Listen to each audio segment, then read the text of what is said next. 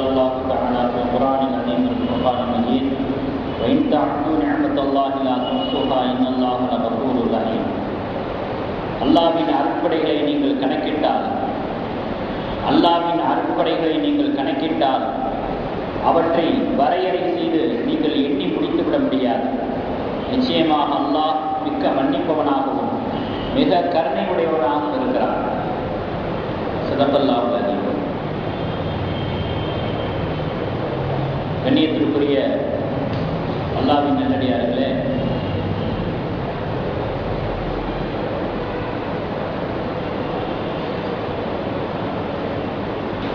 அல்லாஹ்வை கொண்டுதான் உலகத்தில் எந்த ஒரு காரியமும் நடைபெறுகிறது.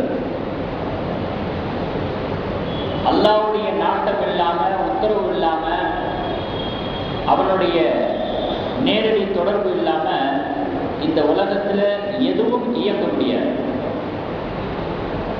இது ஏதோ ஒரு ஆன்மீகமான ஒரு கருத்து என்பதாக மட்டும் நம்ம விளங்கக்கூடாது. உண்மை அதுதான். உணர்வு பூர்வமான, உலகப்பூர்வமான, லாஜிக்கான, மறுக்க முடியாத ஒரு முக்கியமான ஏற்றுக்கொண்டுதான் ஆக வேண்டும் என்கிற ஒரு விஷயமாக பாயிண்டாக இருக்கிறது. நம்முடைய அனுபவத்தில் கூட அதை தினம் நம்ம அந்த பாடத்தை கற்றுக்கிட்டு தான் இருக்கிறோம். ஒவ்வொரு நாளுமே மனிதனுடைய ஆசைகள் பூரா நிறைவேறாமல் போய்விடுகிறது. அவனுடைய திட்டங்கள் எல்லாம் தவிடுபடியாகி போய்விடுகிறது. அவனுடைய எண்ணங்களுக்கு நேர்மாற்றமான ஒரு நிகழ்வுகளை வாழ்க்கையில சந்திக்கிறான்.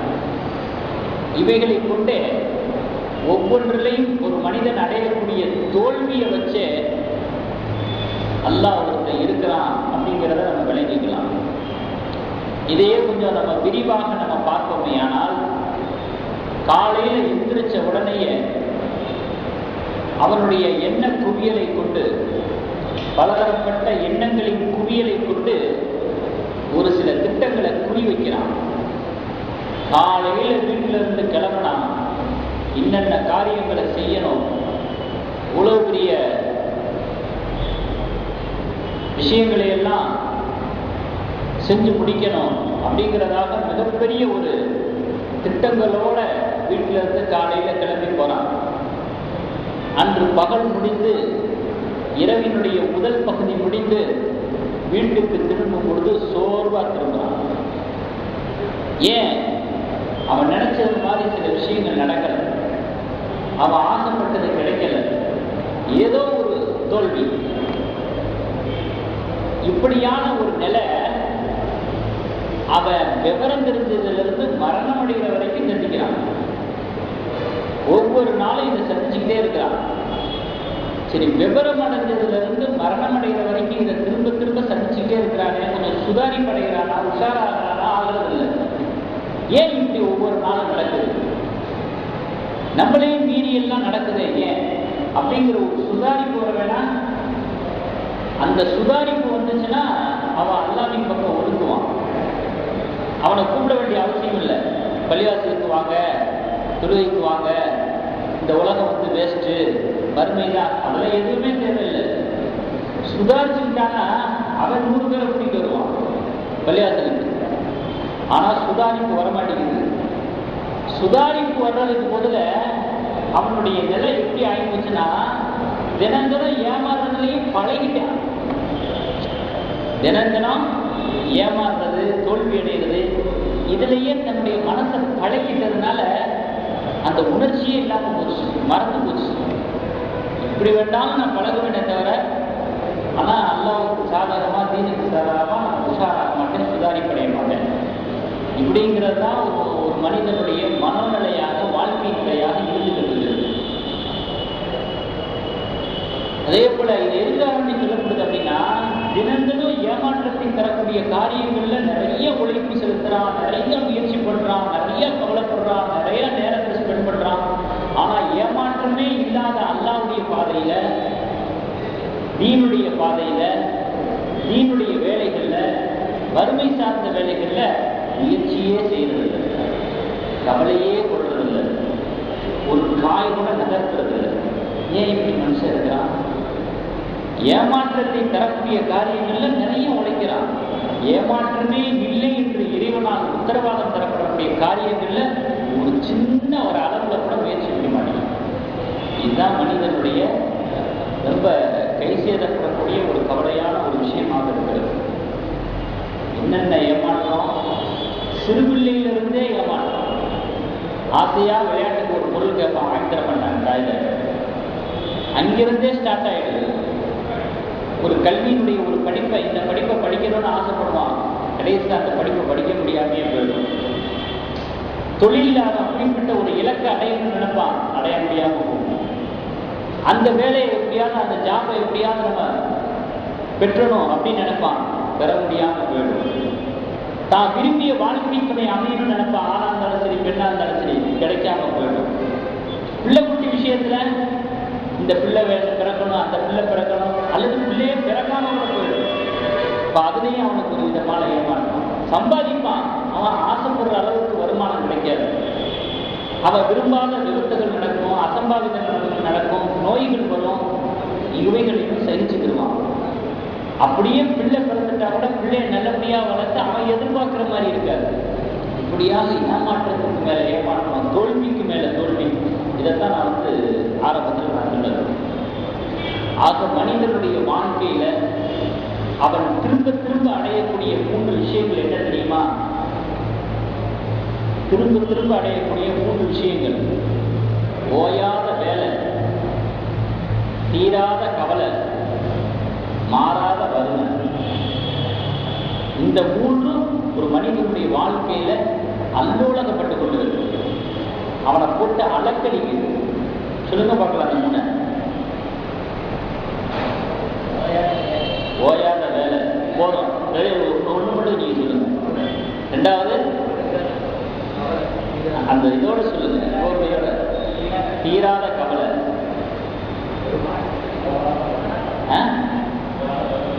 மாறாத வறுமை.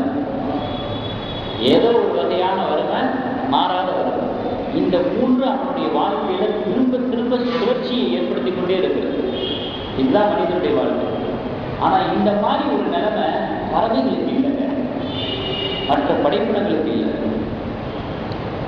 இறைவன் மீது அபார நம்பிக்கை, இறை நம்பிக்கையை வச்சுட்டு அதனுடைய பொழப்பே, அதனுடைய இன்வெஸ்ட்மெண்ட்டே அதான். பிற படைப்பினங்களுடைய இன்வெஸ்ட்மெண்ட் எது? இறை நம்பிக்கை. 2வது மன நிறைவு. அன்னைக்கு சாப்பிட்டமா போடு ஒரு புத்தகத்தை, மன நிறைவு. 3வது சேமிக்கிற பழக்கம் கிடையாது. தான் கூடு கட்டுறதுக்கு ஒவ்வொரு பொருளையா, சிறு சிறு பொருளையா, மரக்கிளையா கொண்டு வந்து சேர்க்குது. அதை சேர்க்கணுங்கிற என்ன வருது, ஆனால் சாப்பாடை சேர்க்க மாட்டேங்குது, அதுக்குரிய இறந்து சேர்க்க மாட்டேங்குது. சேமிக்கணுங்கிற அந்த தன்மையே அதுக்கு கிடையாது. ஆனால் மனிதன் அப்படி கிடையாது. மனிதன் எதை கொண்டும் நிறைவு பெறுவதில்லை, மன நிறைவு பெறுவதில்லை. ஏதாவது ஒரு குறை அவனுக்குள்ள, ஏதாவது ஒரு குடைஞ்சிக்கிட்டு குத்திக்கிட்டு இருந்துகிட்டே தான் இருக்கு. மன நிறைவும் அடைவதில்லை, கிடைச்ச வரைக்கும் உள்ள விஷயத்துக்கு நன்றி செலுத்துறதும் இல்லை. 2ம். இதுதான் மனுஷனுடைய ஒரு லைஃப் ஃபெயிலியரா போறதுக்கு மெயினான காரணம். இது அல்லாஹ் எவ்வளோ அழகா திருமறையில் சொல்றாங்க. சூரத்து நஹல்ல 18வது வசனத்துல அழகா சொல்றாங்க, அல்லாஹ் உங்களுக்கு அளித்த அருட்கொடைகளை என்ன முயற்சித்தால் அது எண்ணிக்கைக்குள் கொண்டு வந்து விட முடியாது, மட்டிட முடியாது, வரையறுத்து விட முடியாது. டைரக்டா தாக்குறான் நம்மள. நான் கொடுத்த நேமத்துகளுக்கு நீங்க மனநிறைவும் பெறுறதில்லை, அதே நேரத்துல கிடைச்ச வரைக்கும் உள்ளதுக்கு நன்றி செலுத்தீங்கன்னு பார்த்தா அதுவும் இல்லை. அதை இன்னொரு வசனத்துல சொல்றான், இன்னல் இன்சான ரப்பிஹி லக்கனூன், மனிதன் என்பவன் நன்றி மறந்தவனாக இருக்கிறான். மனிதன் என்பவன் நன்றி மறந்தவனாக இருக்கிறான். 2ஐயும் அடிச்சுட்டா அல்லாஹ் வசனத்தில். நம்மகிட்ட இருக்கக்கூடிய யதார்த்தம் இதுதான். ஆனால் நன்றி மறந்தாலும் கூட, கொடுத்ததை மறந்துட்டு அல்லாஹ் குறை சொன்னாலும் கூட, அல்லாஹ்வுக்கு நமக்கு நிறைய கொடுத்து கொண்டுதான் இருக்காங்க. அல்லாஹ் கொடுத்திருக்கிற ஞாபகத்துக்கள் யாராலும் கொடுக்க முடியாத ஒரு ஞாபகம். எந்த விஞ்ஞானியும் கொடுக்க முடியாது, எந்த விஞ்ஞானியும் கொடுக்க முடியாது. உலகமே ஒன்று சேர்ந்தா கூட அல்லாஹ் கொடுத்த ஒரு சின்ன ஞானத்துக்கு ஈடாக அவங்க அதை செஞ்சிட முடியாது. என்னென்ன ஞானத்துக்களை கொடுத்துருக்குறான் அப்படிங்கிறதையும் கொஞ்சம் சுருக்கமாக பட்டியலிட்டு நம்ம தெரிஞ்சுக்குவோம்.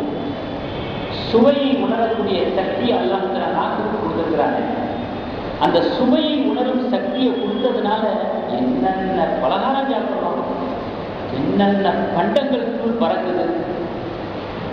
அந்த சமையலை போட்டு உட்கார்ந்து நல்லா யோசிச்சு இன்னும் இதை விட டேஸ்டாக இருக்கு சமைக்கிறது, இன்னும் இதை விட டேஸ்டாக இருக்கு, இதில் என்ன சேர்க்கிறது, இதில் என்ன குறைக்கிறது, அதை விடுற பசிக்கு சாப்பிட்றதுன்னா போடு ஒரு ப்ரோக்ராம் டிவியில் சாப்பிட வாங்க, அதை வாங்க, இதை வாங்க பேரை வச்சு இன்னும் சாப்பிட்றதுக்கு நம்ம பிறந்தோங்கிற மாதிரி ஆகிட்டாங்க.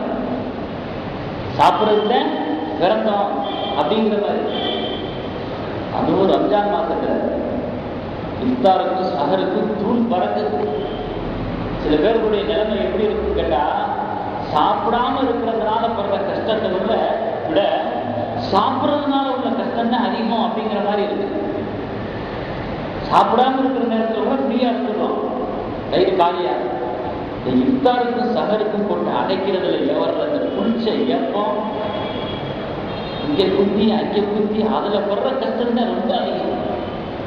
அப்படிப்பட்ட ஒரு ஆக நல்ல அனுபவி, உனக்கு தான் எல்லாம் அப்படிங்கிற மாதிரி அல்லாஹ்வுல அள்ளி கொடுக்குற மாதிரி.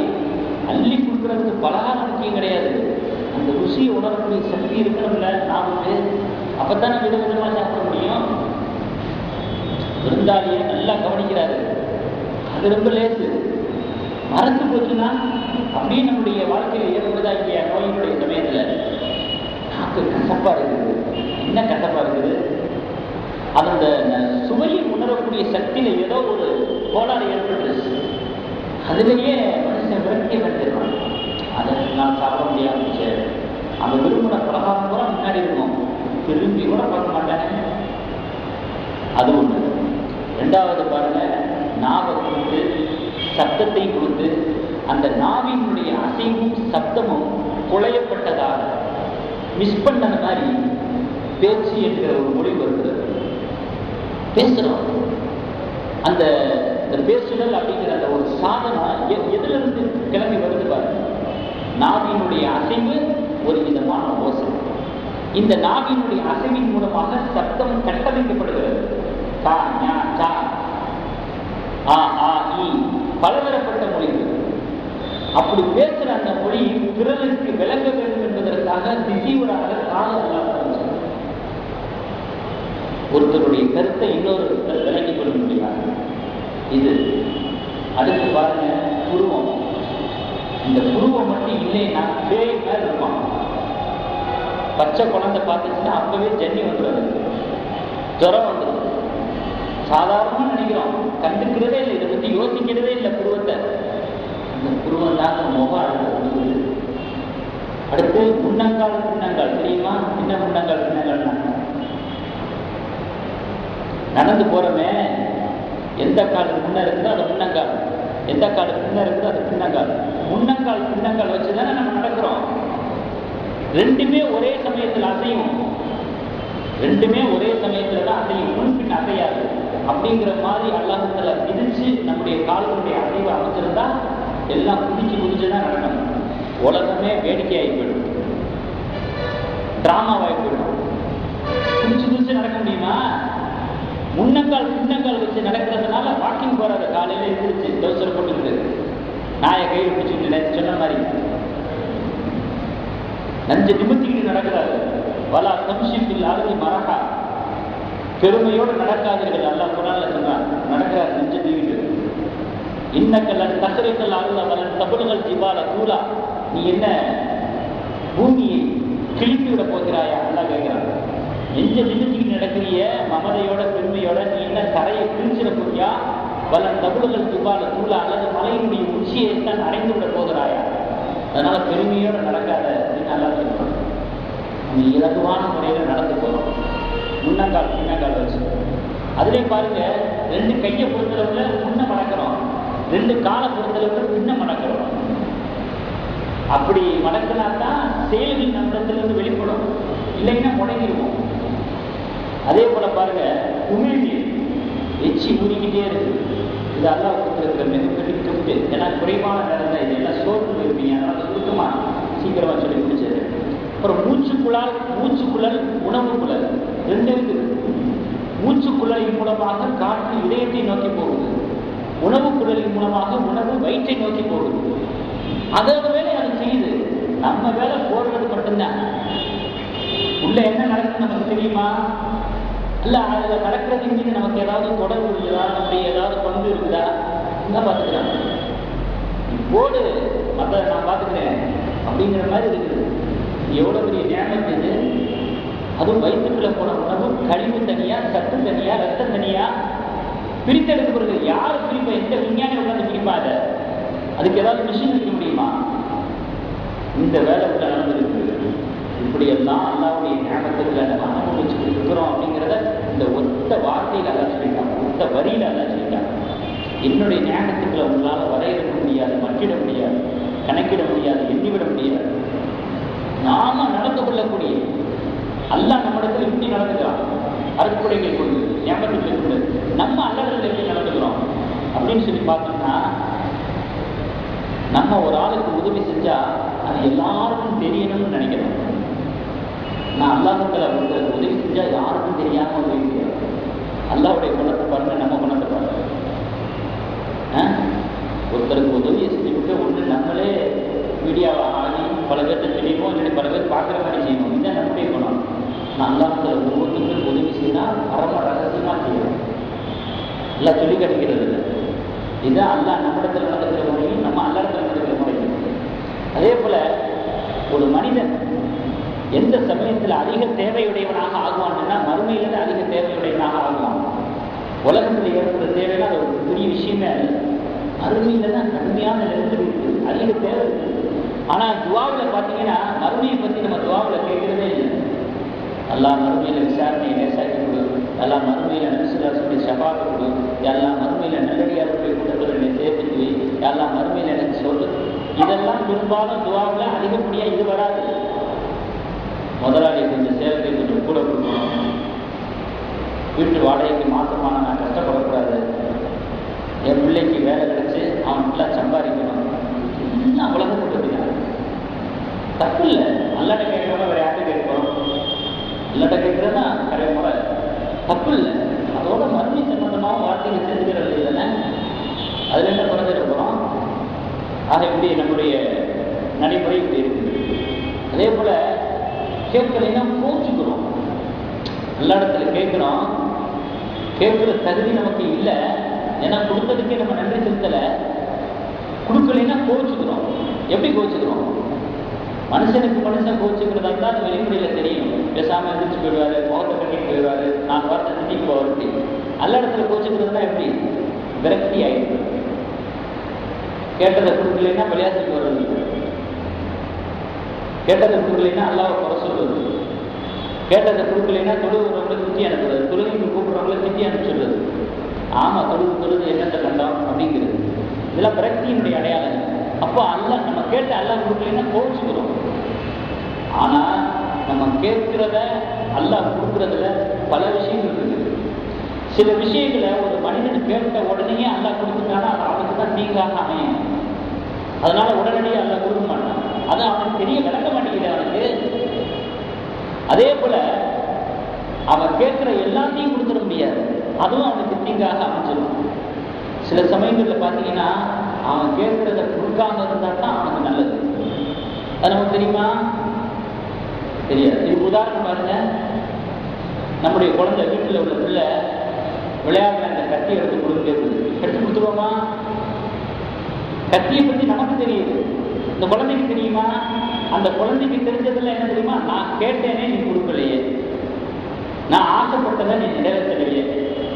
இந்த மாதிரி தான் இருக்குது அல்லாஹ்விடத்தில் நம்ம கேட்குறது. எது எப்படியோ நான் கேட்டதை நீ கொடுத்துருது, தீங்காமையும்பா பாதிப்பு கொடுத்துருப்பா, உனக்கு தெரியலை. நான் முக்காலத்தையும் அறிந்தவன், கடந்த காலம் நிகழ்காலம் எதிர்காலம் எல்லாத்தையும் அறிஞ்சவன். என்னுடைய அறிவுகளில் உங்களுக்கு தீங்கு அதெல்லாம் எனக்கு தேவை. நான் செத்தாலும் பரவாயில்ல, நான் கேட்டதை கொடுத்துருவேன். என் குடும்பமே அழிஞ்சு குல நாசம் ஏற்பட்டாலும் பரவாயில்ல, நான் கேட்டேன். இது நல்லதா? இது நல்லதா? இது இப்படித்தான் அல்லாஹ் மேல நம்ம விரக்தி அடைகிறோம், அல்லாஹ் மேல கோவிச்சுக்கிறோம் அப்படின்னா இது ஏற்க முடியுமா? இப்போ இந்த மாதிரி விஷயங்கள்லாம் நிறைய இருக்குது. அதான் சொல்லுவாங்க, மேன் ப்ரப்போசஸ் காட் டிஸ்போசஸ். நம்ம நினைக்கிற மாதிரியே அல்லாஹ் நடக்கணும்னு எதிர்பார்க்கக்கூடாது. அல்லாஹ் ஒரு விதி போட்டு வச்சிருக்கிறான், அந்த விதிக்குள்ளதான் நம்ம நடக்கணும்னு நினைக்கணும். நம்ம ஒரு விதியை போட்டு வச்சுட்டு ஏன் அது மாதிரி அல்லாஹ் நினைக்கல, ஏன் அல்லாஹ் அது மாதிரி நடக்கல, ஏன் அது மாதிரி அல்லாஹ் செய்யல? அல்லாஹ்வுக்கு நம்ம ஆர்டர் போடுறதா, நமக்கு அல்லாஹ் ஆர்டர் போடுறதா? அப்போ நிலைமையை தலைகீழா விளக்குற மாதிரி ஆகிடும்.